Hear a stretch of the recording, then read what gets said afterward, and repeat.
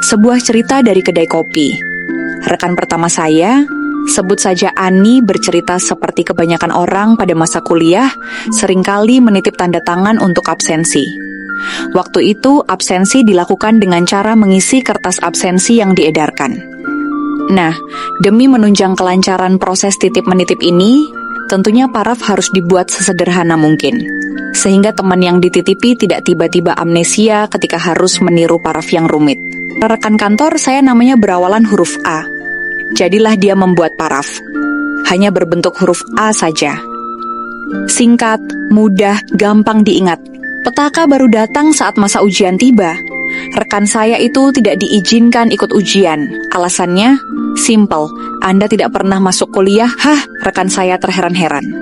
Lalu diperlihatkanlah padanya kertas absensi. Ini absensi saudara, semuanya A alias Alpa. Akhir kata, sibuklah rekan saya menjelaskan sejarah huruf A tersebut. Lain Eni, lain Budi. Rekan kantor saya yang lain, kita sebut saja si Budi. Budi punya cerita lain yang konyol luar biasa. Budi ini rekan saya yang kalau dilihat dari penampakan luarnya sekarang adalah tipikal anak mami, anak pendiam, kutu buku, berkacamata dan sejenisnya. Ternyata tidak demikian dengan masa muda dulu ketika masih kuliah. Dia dan beberapa rekannya tergerak untuk memberi dengan pamrih. Kalau kata kasarnya sih menyuap. Dosen yang ternyata bisa disuap. Tentunya bukan disuapi makan ya. Budi membayar sejumlah uang untuk memperoleh sebuah nilai yang baik. Budi berharap dia tidak perlu belajar untuk ujian mata kuliah dosen itu. Dan itulah yang dilakukan Budi. Alhasil Budi sukses memperoleh nilai hanya 25 ketika ujian. Tapi Budi tenang-tenang saja karena dia sudah berhasil mengantongi nilai minimal B, tukar guling dengan sejumlah uang. Namun sayang disayang, tak disangka, tak ada angin tak ada hujan, ingin hati memeluk gunung, apa daya tangan tak sampai. Dosen yang bersangkutan tutup usia, ketika ujian akhir belum berlangsung, sehingga tentu saja nilai akhir pun belum keluar. Pusinglah si Budi dan beberapa temannya yang melakukan hal yang sama. Terbayanglah kenyataan tidak lulus untuk mata kuliah tersebut. Teman-teman Budi sudah putus harapan. Untung Budi masih punya semangat juang yang tinggi, sehingga dia dengan segala upaya pantang mundur dan belajar mati-matian untuk ujian akhir mata kuliah tersebut. Budi berharap ujian terakhir ini dapat mengkatrol nilai 25-nya yang sudah ikut terkubur bersama dosennya.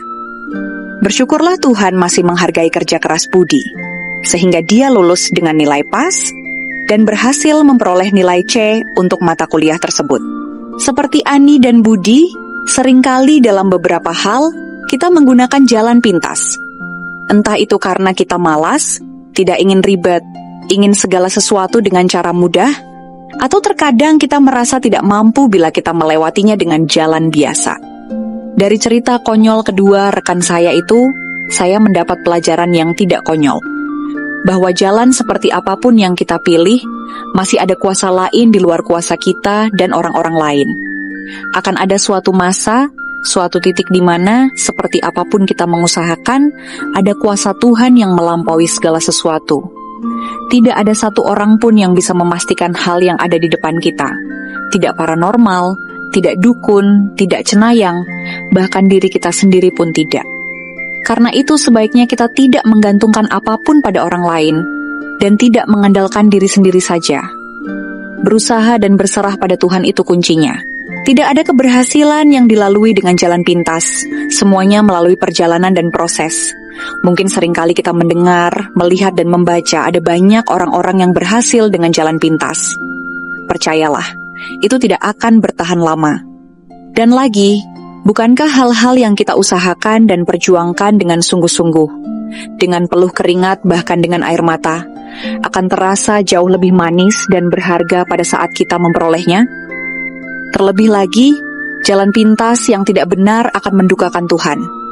Untuk apa kita beroleh keberhasilan atau kekayaan di dunia ini, namun tidak memiliki apa-apa setelah kita mati?